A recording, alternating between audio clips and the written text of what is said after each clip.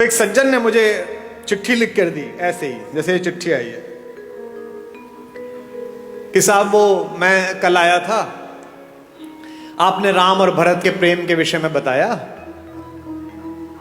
और मेरे सगे भाई साहब जो है वह हिम्मतनगर गुजरात में रहते हैं और मेरा उनसे 25-30 साल से संपत्ति विवाद चल रहा है।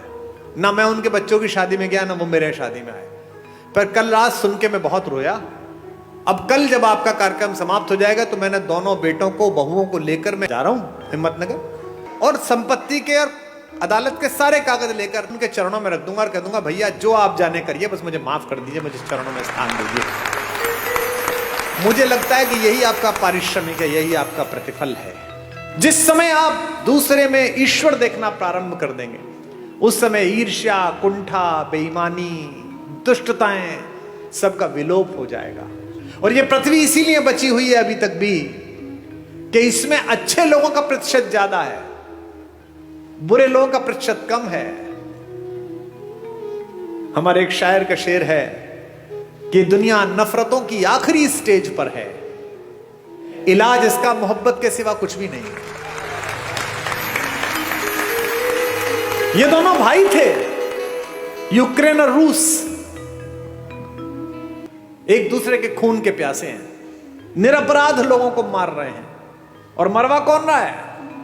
वो बाहर बैठा हुआ एक आदमी, वो यूक्रेन से कह रहा तो चिंता मत करना, हथियार कितने में मिलेंगे तू जारी रख। ऐसे बहुत लोग मिलेंगे आपके परिवार में बाहर खड़े हुए जो आपके बच्चों को, आपकी बेटियों को, आपके बेटों को आपको सिखाएंगे कि घर में लड़ाई है, जारी रख, मैं तेरे साथ खड़ा हूं। वो अपने साथ खड़े, आपके साथ नहीं खड़े हुए। जो भी व्यक्ति ऐसी बात करता मिले कि चिंता मत करना, मैं तेरे साथ खड़ा हूं, अपने भाई के खिलाफ हो जा, बहन के खिलाफ हो जा, मां के खिलाफ हो जा, समझना कि वो आपके साथ नहीं खड़ा है। क्योंकि जो आपके साथ खड़ा है वो कह रहा है कोई बात नहीं, थोड़ा नुकसान फायदा चलता रहता है। राम से सब छिना लेकिन सब मिला। इसीलिए मैं बार बार अपने सत्र में एक बात कहता हूं, महत्वाकांक्षा खूब रखिए, लालच शून्य रखिए। ये जो आपके पास है इसे जब तक पर्याप्त मानते रहोगे तब तक खुश रहोगे। जिस दिन दूसरे के पास जो है उसको प्राप्त करने की कोशिश करोगे उस दिन कष्ट में आ जाओगे। टेलीविजन पर क्या विज्ञापन आ रहा है? ये दो भाई बहन बैठे हैं, ये एक मामा जी बैठे हैं, एक माता बैठी है। इनमें प्रेम की क्या कमी है भैया? 2 शताब्दी से ज्यादा का प्रेम है दोनों का एक दूसरे से, भैया बहन का। हमको क्या सिखाया जा रहा है? रक्षाबंधन से 5 दिन पहले एक डायमंड की कंपनी आती है, वो कहती है इस रक्षाबंधन बहन को ये हीरा दे दो। हमको क्या सिखाया जा रहा है करवा चौथ पर? ये डायमंड दे दो। यहां तक कि घर में हम कौन सा कुकर खरीदे इस पर भी प्रेम। जो बीवी से करे प्यार वो इस फला कुकर से कैसे करें इनकार?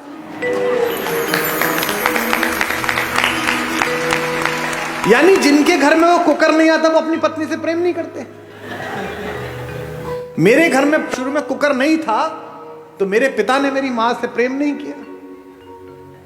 कैसी मूर्खतापूर्ण बात है। साधनों से अगर प्रेम होता, अगर साधन प्रेम का प्रतीक होते तो राम पिछड़ जाते, रावण जीत जाता। मुझसे लोग कहते हैं आगरे में एक सफेद रंग की बिल्डिंग दिखाकर कि ये प्रेम का प्रतीक है।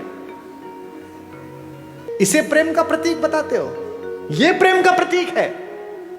अरे प्रेम का सबसे बड़ा प्रतीक तो समुद्र के नीचे इकट्ठे हुए वो पत्थर है जिन पर मेरा राम चल कर गया।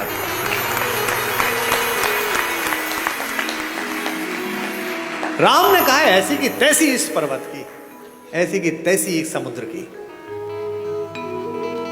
अगर मेरी प्रेमिका, मेरी पत्नी के बीच में कोई आया है तो 7 समंदर पार छुपाओ, उसके घर में जाके मारूंगा।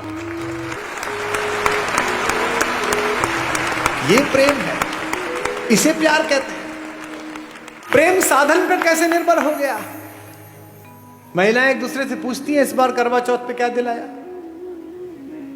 इस बार एनिवर्सरी पे क्या दिलाया। नहीं, उपहार देने चाहिए, लेने चाहिए, अच्छी बात है, पर इससे प्रेम कैसे जस्टिफाई हो रहा है? कोई ज्योतिषी बता सकता है कि इस वाली शादी में इतने कैरेट का हीरा दे दो, इसके बाद तलाक नहीं होगा? बता सकता है? नहीं बता सकता।